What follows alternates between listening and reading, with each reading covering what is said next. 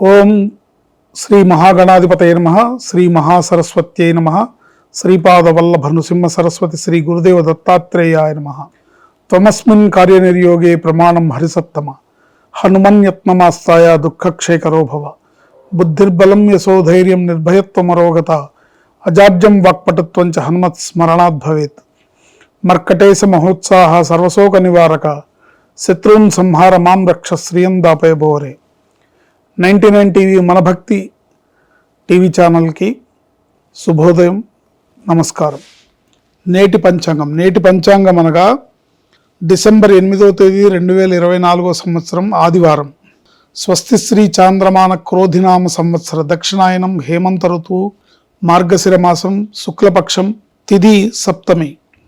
ఈరోజు తిథి సప్తమి పగలు 9:42 వరకు మాత్రమే ఉంది. తదుపరి అష్టమి వస్తుంది. ఈరోజు సూర్యోదయం ఉదయం 6:38, సూర్యాస్తమయం సాయంత్రం 5:38. ఈరోజు తిథి సప్తమి పగలు 9:42 వరకు అని చెప్పుకున్నాం. తదుపరి అష్టమి నక్షత్రం అష్టమి తిథి వస్తుంది. నక్షత్రం శతభిష నక్షత్రం సాయంత్రం 4 గంటల వరకు. యోగం వజ్రయోగం రాత్రి 3:52 వరకు. కరణం వణిజకరణం పగలు 9:42 వరకు. తదుపరి భద్రకరణం రాత్రి 8:52 వరకు. అమృత గడియలు పగలు 9:02 లగాయతు 10:35 వరకు. దుర్ముహూర్తం సాయంత్రం 4:10 లగాయతు 4:54 వరకు. వర్జం రాత్రి 10:06 లగాయతు 11:37 వరకు. రాహుకాలం సాయంత్రం 4:30 నుంచి 6 గంటల వరకు. ఈరోజు విశేషం ఏంటంటే కాలభైరవాష్టమి అంటారు. కాలభైరవుణ్ణి పూజించడం ఆనవాయితీ. ఈరోజు కాలభైరవుణ్ణి పూజించడం, తర్వాత కాలభైరవాష్టకాన్ని చదువుకోవడం చాలా విశేషమైన ఫలప్రదానిస్తుంది. చక్కటి గ్రహశాంతిని చేకూరుస్తుంది. అలాగే ఈతి బాధల్ని తీరుస్తుంది. ఈరోజు శ్రాద్ధతిథి అష్టమి.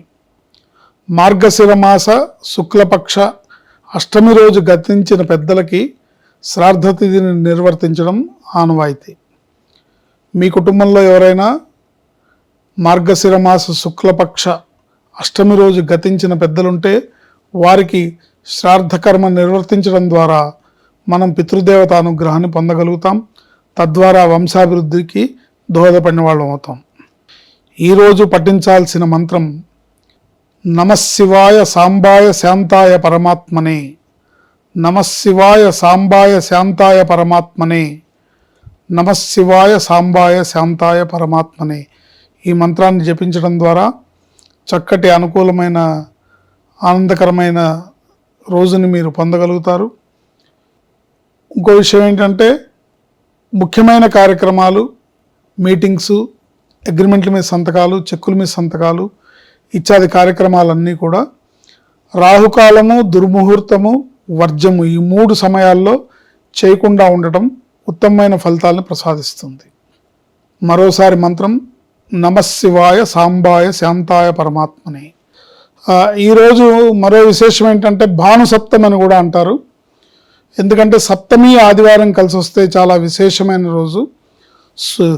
సూర్యోదయం నుంచి ఉదయం 9:42 వరకు సప్తమి తిథి ఉంది కాబట్టి, సో ఈ టైంలో చేసే సూర్య భగవానుడికి మనం చేసే సూర్య నమస్కారాలు కానివ్వండి, అరుణపారాయణం కానివ్వండి, లేదా ఇతరత్ర ఆదిత్య హృదయ పారాయణ కానివ్వండి, సూర్యుడికి మనం చేసే నమస్కారం కానివ్వండి, అద్భుతమైన ఫలితాలను ఇస్తుంది. భానుసప్తమి అని కూడా అంటారు ఈరోజు. శ్రీమాత్రే నమః. శుభం లాభం జయం.